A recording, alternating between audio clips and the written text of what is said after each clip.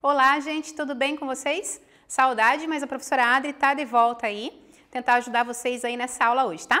Vamos fazer uma retomada? Hoje vai ser aquela aula que a gente vai fazer um resumão de tudo que a gente já viu nas aulas passadas, tá? A gente vai começar falando de um assunto bem legal, tá? A gente vai trabalhar a parte de exercícios com vocês, a gente vai falar um pouquinho da economia global e algumas características com relação à Europa que a gente já viu, tá? Mas vamos iniciar aí com a globalização e a tecnologia.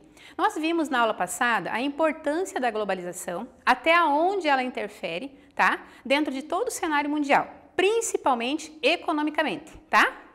Eu coloquei até alguns exemplos para vocês na outra aula, né? Com relação à população, com relação às migrações que acontecem, com relação à tecnologia, às informações que chegam, né? Será que elas chegam para todo mundo? Eu citei até um exemplo das aulas, essas que nós estamos tendo, que vocês estão tendo em EAD. Será que todos os alunos têm acesso a essa tecnologia, né? A essa internet? Então, isso é o mundo globalizado. Quando eu falo em globalização econômica, eu penso em estruturação, certo? Essa estruturação são indústrias, é comércio, né? Essa troca de mercadorias. Será que isso existe em todos os países? Né? Será que eu consigo fazer com que essa faixa de capital financeiro, de renda, atinja todos?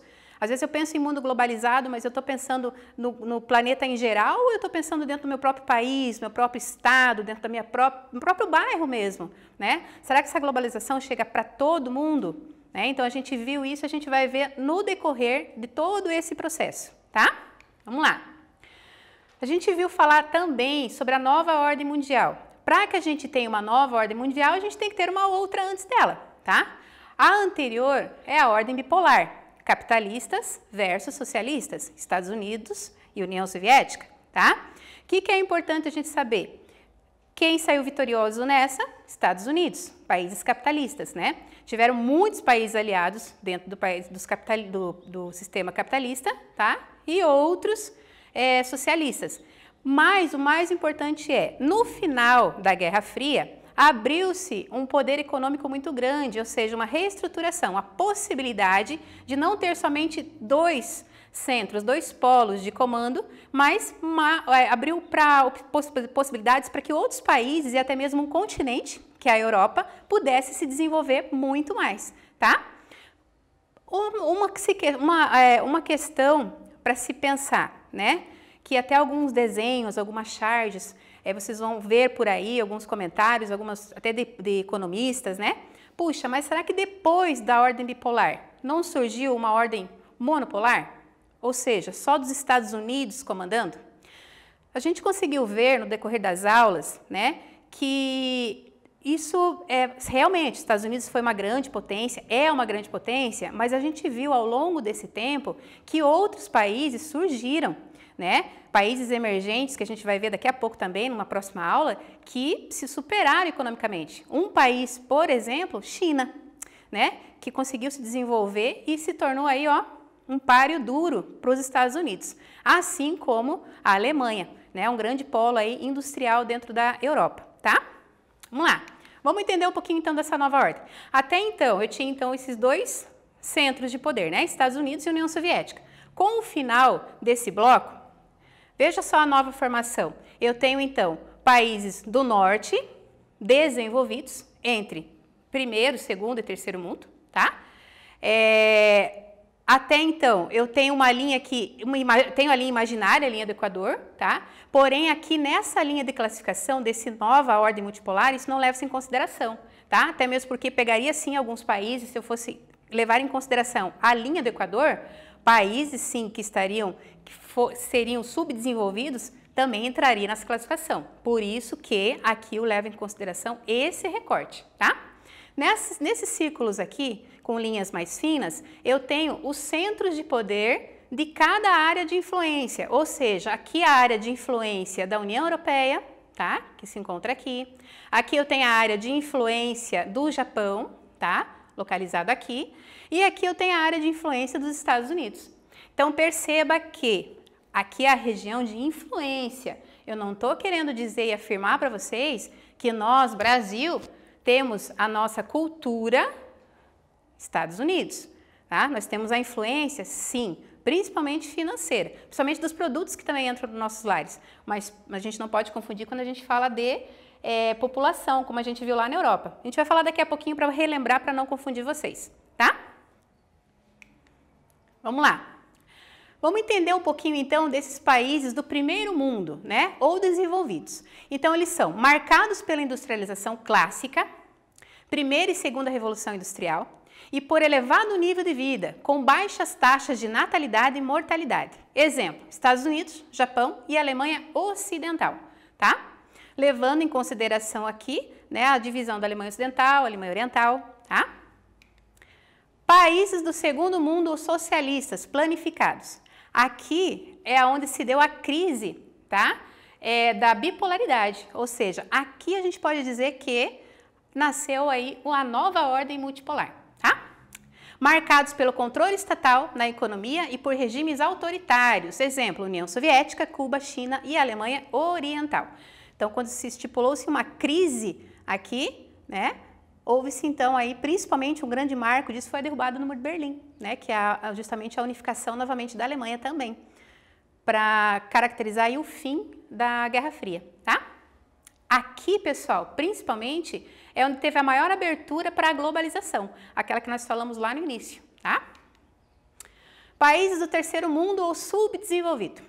Esse termo subdesenvolvido, ele veio a mudar depois também, tá? Ele passou a ser chamado atualmente, né, como país em desenvolvimento, né? Marcados pela colonização e de exploração no início do capitalismo, predominando elevadas taxas de natalidade e mortalidade. Exemplo, Brasil, Paraguai e África do Sul. Puxa, professora, mas o Brasil, né? País de terceiro mundo? Exatamente, veja só, nosso país hoje se encontra em desenvolvimento. Se a gente for fazer um comparativo com esse mapa aqui novamente, olha que interessante a África. Lembrando que se eu tivesse uma linha imaginária aqui, alguns países da África seriam com certeza desenvolvidos. Por isso que eu comentei para vocês, não pode se levar em consideração a linha imaginária, a linha do Equador, tá? Vamos lá. Nova ordem mundial, então. Estabeleceu-se a partir da crise do socialismo real, igual eu comentei com vocês, segundo mundo, queda do Muro de Berlim, dissolução da União das Repúblicas Socialistas Soviéticas, né, os países que faziam parte aí dessa união. Vamos então para os exercícios? Vou comentar para vocês como é para vocês fazerem, tá? E vou dar um tempinho para vocês responderem. Vamos lá, vamos colocar na prática aí tudo que vocês aprenderam. Aqui eu tenho uma imagem, quero que vocês verifiquem, olhem bem com cuidado esses três mundinhos aí. O que cada um traz em sua legenda. Tá? Então, o primeiro exercício é, a imagem ao lado ilustra o encolhimento do mapa do mundo graças às inovações nos transportes que aniquilam o espaço por meio do tempo. O que será que isso significa? Tá? Então, veja só. Tá? Vou dar um tempinho aí, façam, bem rapidinho, mas analisem, tá? Observe, veja só a imagem. Lembra que a prof falou, a dica? Muitas vezes a resposta está aqui, ó, tá? Então, observa aí, bem rapidinho, já volto.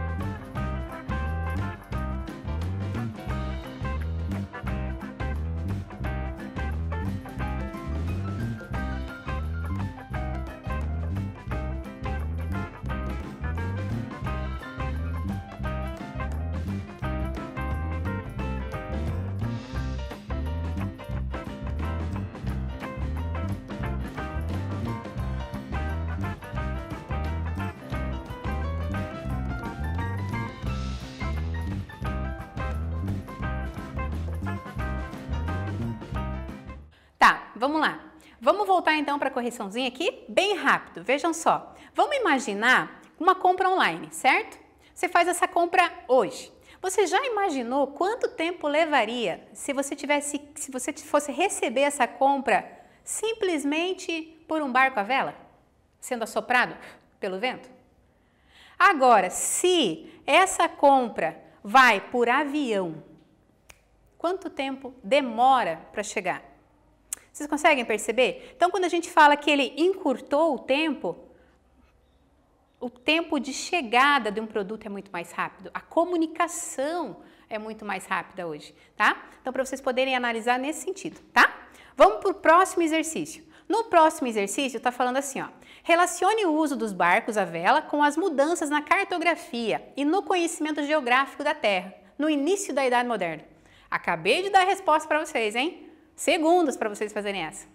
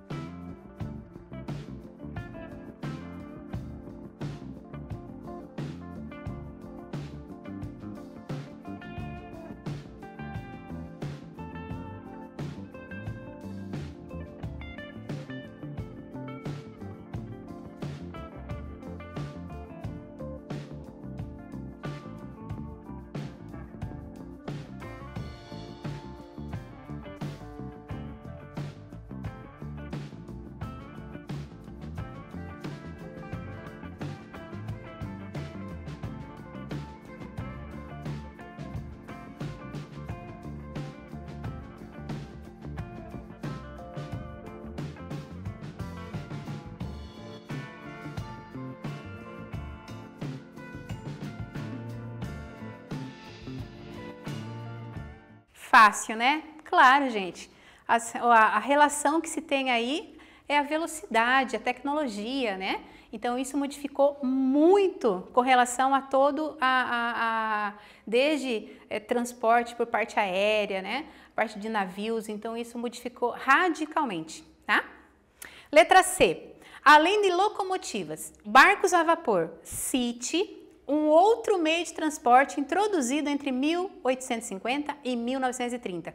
Tem duas coisas aqui, ó, bem legais aí que eu vou comentar com vocês. Vamos lá.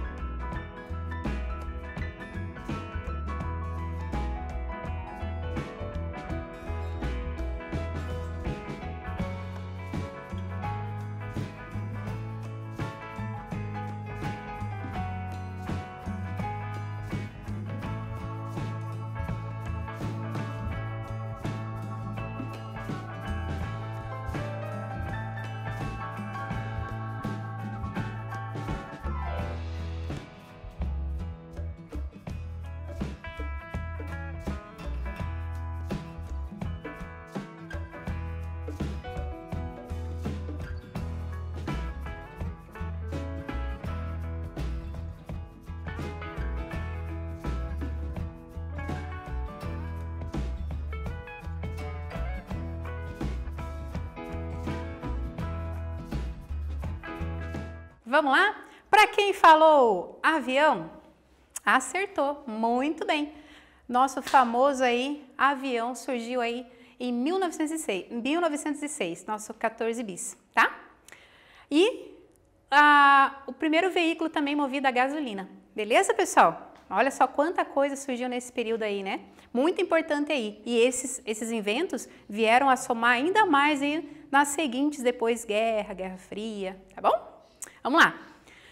Europa, população e economia. Vamos retomar um pouquinho aqui. Importante muito vocês saberem aqui, com relação aos movimentos migratórios que ocorreram, tá? Principalmente com relação ao nosso país, Brasil. Então, toda a influência que a população europeia trouxe para o nosso país, tá? Desde a nossa composição de etnia, desde a nossa forma de se comunicar, desde a nossa forma de, muitas vezes, cultural mesmo, tá? Então, isso teve uma influência muito grande. Com relação à população europeia ainda, continente que tem uma dificuldade muito grande em relação à expectativa de vida, porque é um conjunto de países que tem uma economia muito boa, ou seja, a dificuldade é que é um continente velho, ou seja, muitos idosos, falta mão de obra, né? E tem um problema muito grande com relação às imigrações, né? Aceitar essas migrações. A gente falou muito a respeito de xenofobia, ao preconceito, ao racismo, né?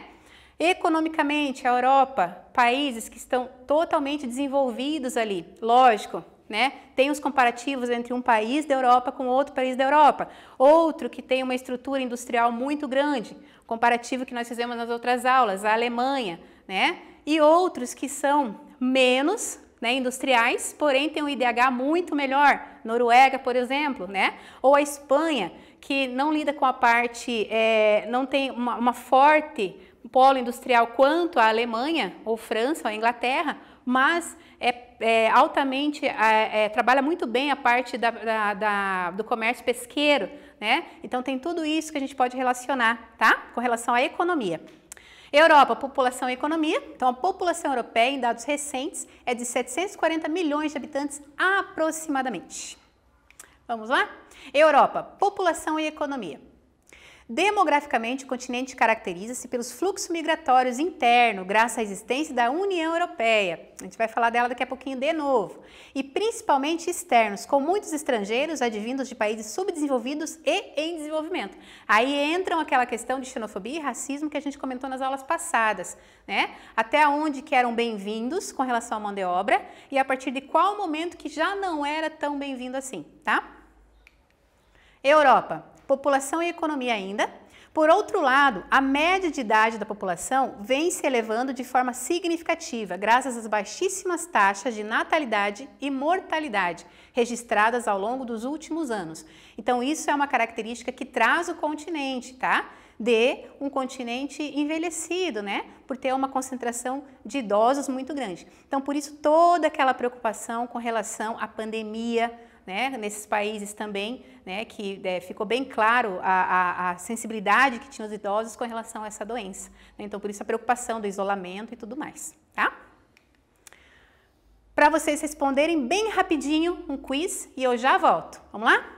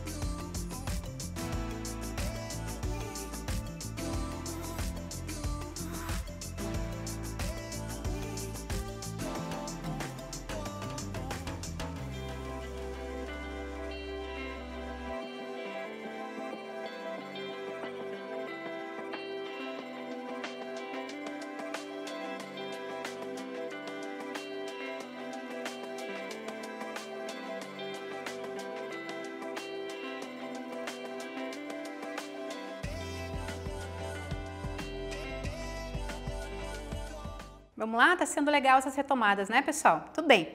Então, vocês conseguiram perceber, então, com relação às principais áreas industriais, né? Principalmente quando a gente fala em relação à Europa, né? O nosso berço aí da Revolução Industrial foi a Inglaterra, né? Depois, logo, França e potência hoje aí mundial dentro dos países da Europa, a Alemanha, como grande polo aí industrial, ok? Europa, características físicas. Então, continente, né, que se aproxima muito da faixa glacial, tá? Porém, ele tem um clima ali temperado, tá? Ele também possui características de vegetação mediterrânea, tá? Ele também tem o clima mediterrâneo, então ele tem uma diversidade bem grande que vai tanto favorecer países para a produção agrícola, quanto também para a produção, com relação à exploração também de minérios, tá? Então, isso vai depender de cada país onde ele está agora, tá? Onde ele está. Lembra que eu falei para vocês nas primeiras aulas, coloquei isso bem evidente para vocês, como influencia muito clima, vegetação para determinado país, até para quê, de que forma ele vai produzir, né, ou ele vai dar encaminhamento à parte comercial dele. Então, isso é muito importante. Países da Europa se tornaram muito fortes com relação à parte de economia devido à localização deles, tá? Um exemplo disso é o Reino Unido, tá?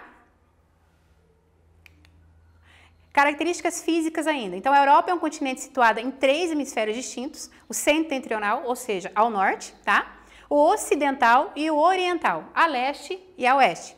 Localiza-se a oeste da Ásia, ao norte da África e o leste do Oceano Atlântico e o sul do Oceano Glacial Ártico. Então, por isso, daquela concentração ali mais fria também dos países que ficam mais ao extremo norte, tá bom? Vamos para exercícios, vamos lá. Assinala a alternativa correta. Qual dessas vegetações e climas são referentes à Europa?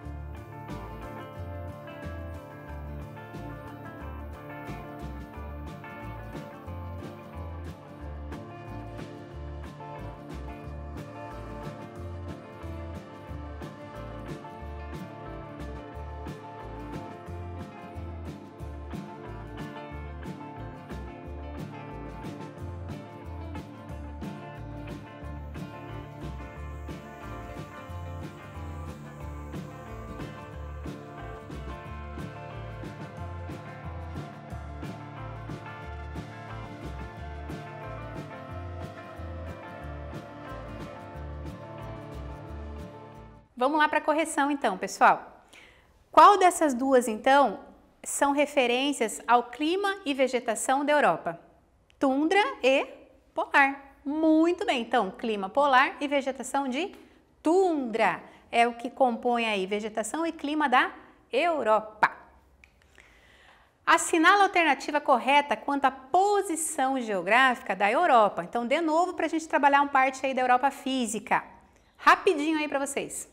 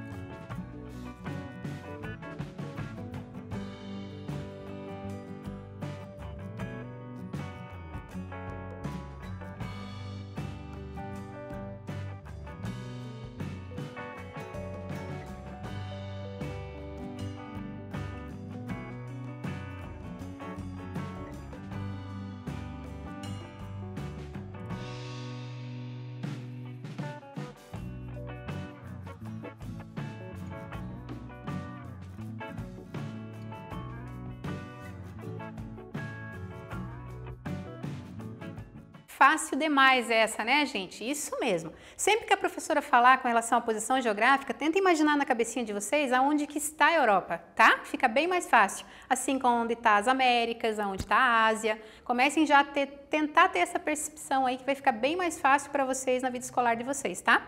Então vamos lá. Está localizada em sua maior porção ao oriente, tá? Ao lado leste, sendo banhada pelos oceanos glacial, Ártico e o Atlântico, ok? Por que essa aqui está errada? Está dizendo aqui que é totalmente no hemisfério norte, mas está ao ocidente, ou seja, todo ele para o nosso lado, aqui onde está as Américas. Isso faz com que essa alternativa esteja errada. União Europeia. Então vamos falar um pouquinho da União Europeia. Então ela é composta aí por 27 países, né? Até então eram 28, porém teve a saída do Reino Unido. Então com isso ficou os 27 países. É o maior bloco mundial composto atualmente. Por quê? Ele é o que envolve o maior número de países, principalmente economicamente. União Europeia, mercado comum e também união monetária, ou seja, aqui nós temos uma única moeda, o euro. Lembrando que não são todos os países que estão no bloco da União Europeia que são obrigados, ou seja, que usam o euro como principal moeda, tá bom? Mais um quiz aí para vocês, vamos lá!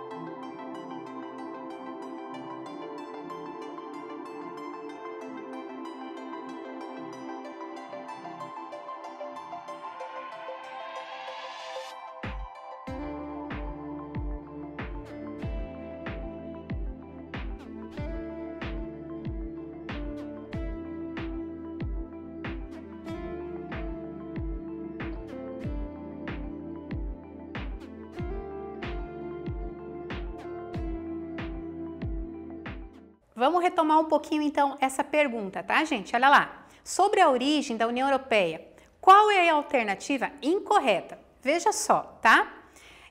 O primeiro nome do bloco econômico, que mais tarde viria a se chamar União Europeia, foi Benelux, tá? Resultado da união entre Bélgica, Holanda e Luxemburgo, ok? Veja só, a outra. A Comunidade Econômica de Carvão e do Aço tinha o objetivo de estabelecer um mercado comum entre seus 3 países membros. 3 países membros? Não, né? Aqui a gente já sabe que envolveu outros países. Então, a alternativa correta aqui é a letra... alternativa correta, ou seja, a incorreta, é essa outra aqui, ó, de baixo, tá? Vamos para a próxima?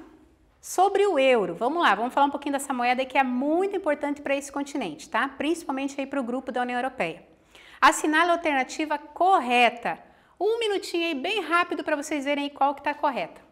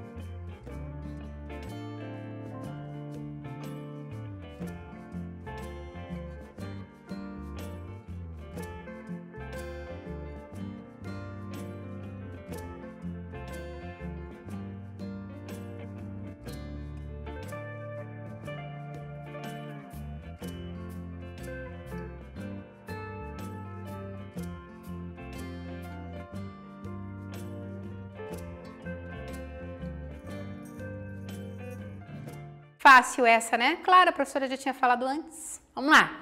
Então, qual que é a alternativa correta? Vamos analisar as duas aqui. O euro foi criado em 2002 e não teve sua circulação adotada por todos os países da Europa. Será? O euro foi gradativamente adquirindo importância econômica e peso político em âmbito mundial. Entretanto, a principal moeda em circulações internacionais ainda é o real? Não, né? Tudo bem. Então, a resposta correta é a primeira aqui em cima. Ó. O euro foi criado em 2002 e não teve sua circulação adotada por todos os países da Europa. Muito bem. Lembrando que ele entrou em circulação aqui em 2002 em forma de moeda, papel mesmo, tá? De circulação entre os países, ok? Pessoal, espero ter ajudado, contribuído com essa retomada, tá? Esses exercícios. Lembre-se que vocês têm outro apoio, né? Vocês têm aí várias outras formas de materiais. Os alunos que não tiverem esse acesso, pode procurar a escola, pode procurar uma forma aí que a direção vai achar a melhor maneira de ajudar vocês aí, tá bom? Espero ter ajudado e até a próxima aula. Beijo!